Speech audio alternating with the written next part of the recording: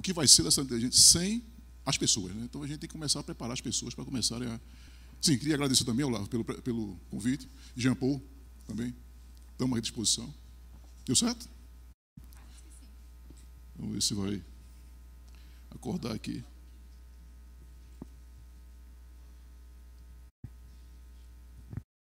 Deixa eu ver se... Vê se aqui que seria. Ou se não for... Aí não, pronto, não tem boca não. Aí eu faço o clique e você, certo?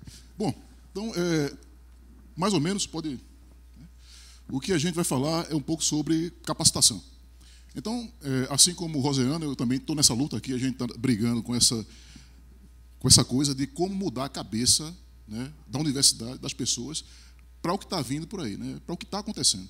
Então, na verdade, o que a gente está lutando hoje em dia é uma coisa que a gente deveria começar há uns 10 anos atrás, né? Então, falar um pouco de capacitação, pode dar o... Aí eu trouxe para vocês uma caixa, né, e tentar ver o que tem dentro dessa caixa. Vamos ver se a gente consegue pensar fora dessa caixa. E eu vou entrar e sair dessa caixa várias vezes. Bom, então a capacitação começa por aí, pode ir. Né?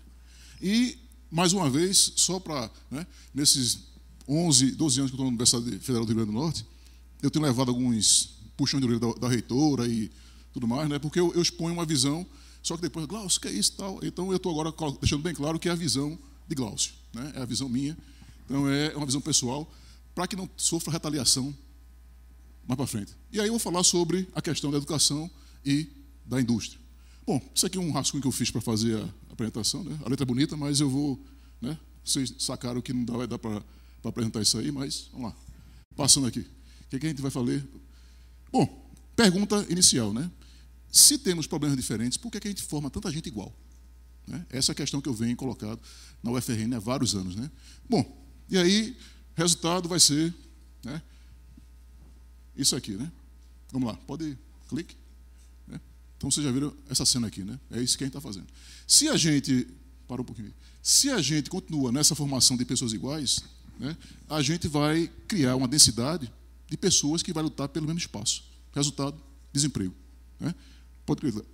Então, você vê essa multidão aí, né? Mais ou menos eu apaguei 5/6, porque isso é o horizonte que a gente tem na UFRN. Pode dar mais um clique. 1 para 6, ou seja, de aquelas 6 pessoas que a gente forma nas exatas, um consegue um emprego mais ou menos parecido com aquilo que foi formado. Então a gente tem essa deficiência aí. 5/6, né? O pessoal que está ali coberto é o pessoal que vai ficar fora do mercado de trabalho. E isso está acontecendo agora. Pode dar mais. Né? 2,1 vezes 1. O que é isso aí? Pelo IPEA de 2016, a gente viu o seguinte: a cada aumento de desemprego, certo?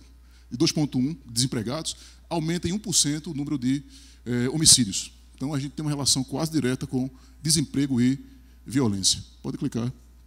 Números, né? 2G foi o orçamento da UFRN no ano passado. Então, a gente tem um orçamento de 2 bilhões, certo? E esse orçamento, ele gerou 3 patentes de inovação. É o número que a gente tem hoje na universidade. Né? Patentes, cada patentes. Temos 150 entradas, mas... E hoje, a única...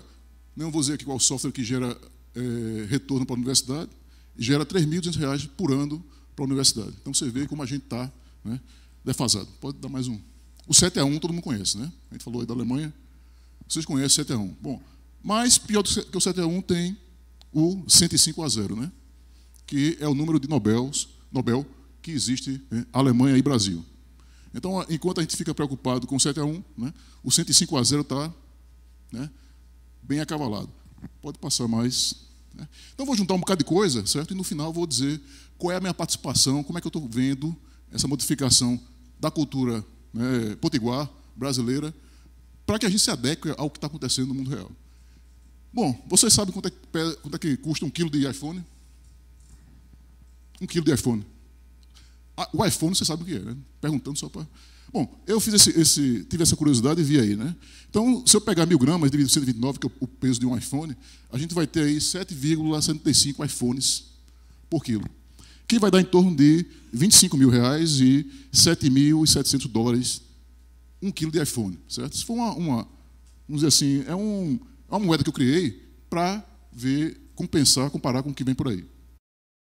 Dá para comprar 193 toneladas de minério de ferro, certo? Ou 96 toneladas de soja. Então, observem aí, onde é que o lado que a gente está? Estamos do lado de cá ou do outro lado? Eu fiz o cálculo com sal, mas não coloquei aí, esqueci. É muito pior do que isso aí. Então, a gente está, né, pessoal, trabalhando com essa questão aqui de commodities, de valor baixo valor agregado, que não gera dividendos, não tem payback e ainda gera desempregados.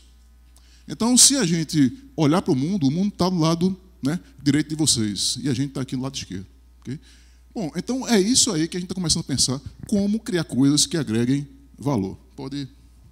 Estou correndo porque, né, tempinho aí. Muito bem. E aí o que acontece? A gente aí está indo para esse, né, espiral da morte. 18 milhões de desempregados. Muito bem. Então, vou começar a pintar o quadro para que daqui a pouco a gente possa desenrolar ele. Vamos lá. Educação. Né? A educação real. Então, vamos ver aqui o horizonte da educação como deveria ser. Primeiro, educação 1.0. Né? Vocês já viram esse quadro aqui? Esse é um quadro de 1905. Né? A educação 2.0 e a educação 3.0. Né? Então, pode dar 3 cliques aí. Né? 1, 2, 3. Bom, a gente ainda está nessa educação aqui 1.0. Então, você vê que nós não estamos muito distantes de 1905. Aí eu pergunto para vocês, como é que a gente vai agregar valor a alguma coisa se a gente continua com essa visão de educação, certo? A 2.0 já é um pouco mais voltada para a questão da criança em si, né? do estudante em si. Então, aqui, o eu, professor, é o C que sabe tudo, certo? A questão 2.0 já é uma questão mais difundida. Países como Dinamarca, Estônia estão usando esse princípio, e o que a gente está propondo, né, no que eu vou falar daqui a pouco, é a educação 3.0. É a educação que a gente fale mesmo, né, mas é melhor do que ficar inerte. Muito bom, então vamos... Pode correr aí, né? Muito bom. Então, falta de fracasso. A gente não prepara os alunos para errarem. Então, vamos lá. Pode dar um clique aí. A cultura do 10, né? Pode clicar. Então, dê mais um clique. Alguém falou em educação, né? IDEB. Né? Então, o IDEB ainda não é um bom índice, porque se a gente tem um bom IDEB aqui dentro, quando compara com o teste PISA, que é uma medida internacional, nós, brasileiros, estamos no 38º lugar. Era o que eu pensava, certo? É pior do que isso. Isso aqui foi em 2012. Então, achei curioso esse dado aqui, fui, né, cutucar. Então, por exemplo, o PISA, ele, né, entre várias vamos dizer assim, dimensões que ele avalia a inteligência do estudante. Então, por exemplo, perguntas como, você precisa usar o botão do meio para alterar o tipo de música? Né? Você tem que definir o volume antes de definir os níveis de grave, e por aí vai. Bom, perguntas como essa, né, a gente fica... Sabe qual é o resultado? Então, vamos lá. Como é que fica o Brasil aqui? É isso aqui, tragédia, certo? Em 2012, nós estávamos em 38º lugar, que era considerado o nível mais baixo de educação pelo PISA. Né? Bom, aí eu achei curioso, fui olhar mais, pode dar mais um. E aí a gente vê o seguinte, em leitura a gente está em 55º. Pode dar mais um clique. Em matemática, 58º. Okay? Dê mais um aí. E uma relação que existe interessante é o seguinte, o PISA e a economia, eles têm uma correlação de 1 para 1. Então, quanto mais educado é um país, né, quanto mais inteligente ele é, maior é o rendimento per capita. Muito bom. Então, nós estamos hoje, em 2015, com 44º lugar. Não estamos nem minimamente educados. Okay? Pode... E aí, falando essas inteligentes com pessoas, né, com esse nível de educação, nós temos 68% de pessoal analfabeto funcional, 38% dos estudantes egressos das universidades analfabetos funcionais, ou seja, temos 38% de formados que são analfabetos funcionais. Então, e aí é muito mais interessante a gente ter aluno 7,5 que sabe pelo menos usar MP3. Okay? Parece interessante, mas são dados do IPEA, certo? E dados do IBGE, não são dados que eu invento. Vocês podem pegar na internet aí, foi onde eu peguei. Okay? Pode dar mais um clique aí. Correr aqui, né? Então, isso aqui é a minha trajetória, certo? Eu criei em 2011 a primeira incubadora, depois a gente criou a segunda, a terceira, a quarta, saí criando incubadoras, né? Não tinha o que fazer. Né? E criei o mestrado em inovação. Então, a gente, hoje, né, eu estou coordenando o mestrado de inovação e coordenando uma incubadora chamada Impacto. Né? Alguns marcos aí, certo? Só para mostrar a minha trajetória, dizer que eu não estou falando somente, né, da boca para fora. Pode?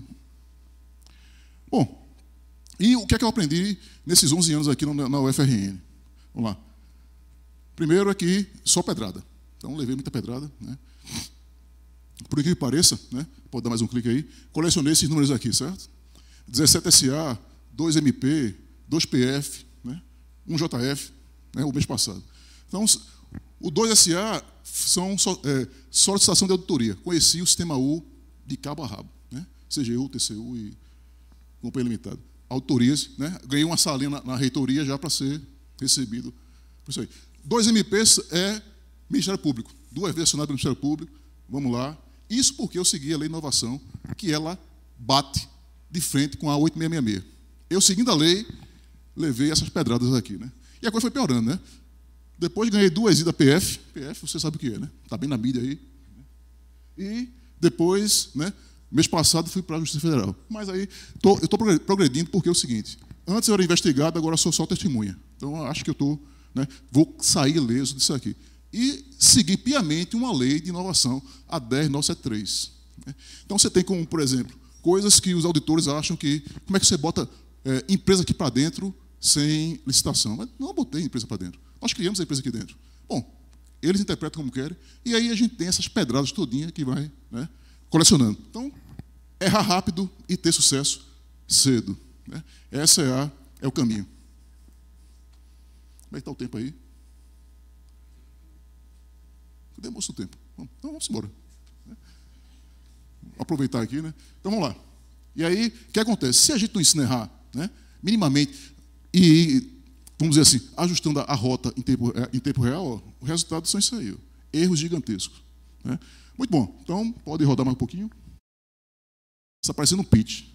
É isso aqui que a gente tem que fazer, né? Vamos falhar. É melhor do que ser inerte. Okay? E é essa proposta de educação que eu estou promovendo na universidade. Então, vamos lá. Correndo aqui. Criatividade. Né? Aquele 7,5 que eu falo, né? O 2,5 é que a gente está querendo empurrar para os alunos na gente. Né? Cadê o Hugo? Está por aí? Não, né? Bom, aluno de mestrado nosso, a gente está empurrando na cabeça deles a questão de criatividade. Ou seja, temos que criar pessoas diferentes. Não dá para competir pelo mesmo espaço, nem só corrigir os mesmos erros. E o resto dos erros, né? Então, vamos lá, correndo aí. Isso aqui é um mapa de criatividade que eu criei na disciplina, certo? É aí onde eu ensino o pessoal a criar startups. Pode passar. Pode passar, não tem tempo para... A inovação, né? Coisa que a universidade não sabe fazer. Então, pode dar um clique aí, né? Bom, já passei pelo estado probatório, não tem como ser metido, posso falar, né? Então, é isso aqui que a gente tem que começar a pensar. A universidade descobre bem, certo? Faz uma prova de conceito e aí não consegue comercializar. Muito bem. E a comercialização é uma coisa que tem que ser feita assim. Pode dar mais um clique aqui. Ela tem que voltar para a universidade. Também coisa que a gente não faz. Então, a gente cria artigo, né? Pode dar mais um clique aí. A gente vai nessa linha aqui, ó. A gente cria artigo, depois publica esse artigo, depois quer patentear o que já foi publicado e depois quer chamar isso de inovação. É isso que a universidade faz, a Academia Nacional, né, por completo. Resultado, a gente tem casos e casos, né, de gente que vem, expõe no congresso, o pessoal vai tirar foto, patenteia, e a gente tem casos aqui na universidade, vários, de gente que vai atrás depois de um produto, de um processo que já está numa área, o cara está ganhando bilhões. Já, vamos dizer assim, separando dinheiro do processo. Porque sabe que vai ser processado, dá 1 milhão para a gente, o cara fica feliz e ganhou 100 milhões, 1 bilhão em cima. E aí a nossa universidade fica insustentável. E a proposta é essa aqui, ó, ao contrário. A gente tem que começar primeiro a criar inovação, depois, né, gerar patente, e aí a gente vai, pega aquela coisinha chamada artigo, faz uma historinha e escreve isso como sendo o relato de uma coisa que deu certo. E não o contrário. Então, eu levo muita porrada, vamos dizer assim, ideológica na universidade, porque eu falo assim, falo e digo, nós não temos cientista no Brasil. Não temos ciência decente no Brasil. Por isso que a gente está nessa situação. Né? Pode... E aí, como é que eu estou mostrando isso, que eu gosto de falar isso pelo exemplo, né? Pode... Rapaz, cadê a moça do tempo aqui? Então vamos lá. Mais um clique aí. Né? Essa aqui é um Canvas, né? E aí a gente... Qual é a proposta de valor que a universidade está entregando para quem, né? Para quem não sexto? Isso é do ponto de vista de exatas. Se a gente vê toda a universidade, a coisa é pior. É para 1/10. Cada 10 formados você tem um empregado. Então, mais um clique. Mais um. Olha, chegou aí. 2 minutos? Vamos correr agora. 2 minutos, agora se preparem aí, vamos lá. Aí clicando aí. Isso aqui pode passar, vai passando que não vai dar tempo. É importante, pode passando, pode passar. Eu quero pegar um dado interessante. Mais um. Epa, mais um, pronto, isso aqui. Dado interessante. O pessoal lá da Oxford, Inglaterra, investiu o ano passado, em 2012, 2,5 milhões em um centro de transferência de tecnologia e faturou. Teve como retorno aí, em torno de 1 ou 2 anos, 4 bilhões com royalties produzidos na universidade. Então, com isso aqui, a gente não precisava, a gente emprestava dinheiro para o governo. Não ficava chorando quando o governo corta a verba de pesquisa. Okay? Mas, pode ir rapidinho agora. Mais um. Crise de financiamento. A pesquisa deu impulso à transferência de tecnologia na universidade. Enquanto a gente tiver essa mentalidade comunista, de universidade comunista, empresa comunista, a gente vai estar nessa situação aqui, dependendo do governo. Em vez de a gente produzir, a gente vai estar sempre puxando. Pode ir. Pessoal, depois vocês podem me criticar à vontade, viu? Sou grande, não tem problema não. Mas, pode passar. Já estou acostumado mesmo. Depois a gente vai passar uma PF 2 vezes, você não tem dinheiro mais para nada. Pode ir. Mais um. Aqui, ó. Trocar o quê? O pessoal trocou os advogados por funcionários que tratam com transferência de tecnologia. Mais um. Pode clicar. Não vai dar tempo mesmo. Pode passar. São dados interessantes, depois vocês podem pegar a apresentação. Aposta na criação de empresas é estratégia para garantir novas tecnologias chegando no mercado. Então, hoje, eu trabalho para desenvolver startups. Pode passar. Mais um. Pode passar. Mais um. Pouco eu aí. Onde é que estamos errando? Vamos lá, vou mostrar aqui para vocês daqui a pouco. Bom, isso aqui é o bonitão aqui em 2010, certo? Então, pode dar mais um clique aqui, Pode dar. E eu dizia o seguinte, o atual modelo de emprego vai se acabar, isso em 2010. A gente já está 7 anos depois. E aí, o que acontece? Teve um cara, o Jerome Rifkin, escreveu um livro, Sociedade com Custo Marginal Zero. O que é que ele fala aí? Fala, pode ir, surgimento da... Ali, surgimento das coisas. Ele fala de cooperativa, colaboração, fala um bocado de coisa. O que resultou isso aí foi o seguinte, pode ir. Tempo cerrado. Está acabando. Mais um aí. Gerou o quê? Uber, mais um. Passando. iFood, mais um. Airbnb, nuvem, pode passar. Nubank, Netflix, Tesla, Bitcoin. E aí, Universidade 42, só vou mais um pouquinho aqui. Que é a Universidade do Vale do Silício, que não tem professores. Então, nós já começamos a ser dispensados. Ok? Bom sinal. E estão gerando bilhões, viu? Sem professores. Mais um aí, E aí a gente tem o desafio da eólica. Pode dar um clique aí. Pode ir, está acabando já. Vamos lá.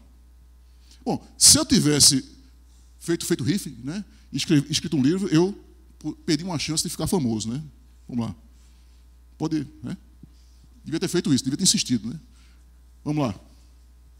Muito bem. Contribuição da Impacta, que é a incubadora. Pode clicar aí. Então, mudança de postura educacional, mais um. Conexão com o mundo real, E é uma máquina de testar hipóteses. Mais um clique. Então, o que a gente está fazendo lá é isso aqui, construir, medir e aprender. Mais um clique, está chegando no final. Mais um. Criamos desenvolvendo um empreendedorismo inovador, pode dar mais um clique. Mais um. Juntamos, pode ir. Tivemos 3 entradas no mestrado, 25 por entrada. Então, a primeira entrada foi normal, a segunda entrada, dei mais um. Terceira, aí pode dar mais um clique. Juntei a pós-graduação dei mais um clique, com a incubação. Então, em maio desse ano, eu assumi também a gestão da incubadora. E aí, como eu estou coordenando o mestrado de inovação ao mesmo tempo a incubadora, o que é que eu fiz? Juntei 2 coisas. E aí a terceira turma ferrou-se, porque, como eu juntei 2 coisas, ele só sai da mestre se criar uma startup. Cadê o Hugo? Está por aí? Não, Então, foi. Porque eu queria pegar ele como testemunha. Então, só sai mestre de inovação quem criar uma startup lá dentro. Então, essa é a minha conexão com o mundo real. Não estou mais blá, blá, blá, essa coisa de artigo. Quem falar artigo perto de mim vai levar um chute. Então, a reitora está aí? Está não, Vamos lá. Está sendo gravado? Está também, não tem problema não. Vamos lá, mais um clique aí.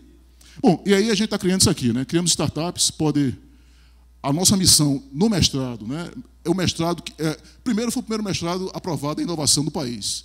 Depois é o primeiro mestrado em inovação do país que roda em cima da incubadora, né? Então pode dar mais um clique aí. Então a visão da gente é criar talento de forma metodológica, empreendedor, extrair toda a riqueza do saber e aplicá-lo, né? O contrário do que o pessoal faz com o artigo, né? E por aí vai. Então pode clicar, né? A gente está fechando aí um convênio com o pessoal da Fierne, pode dar mais. Não acredito mais em tríplice hélice, é muito bonita. Conheci Edson Corvitz esse ano, o cara que inventou a tríplice hélice. Não acredito nisso no Brasil. Acredito somente não é nem educação e .com. Acredito na Impacta e Fierne.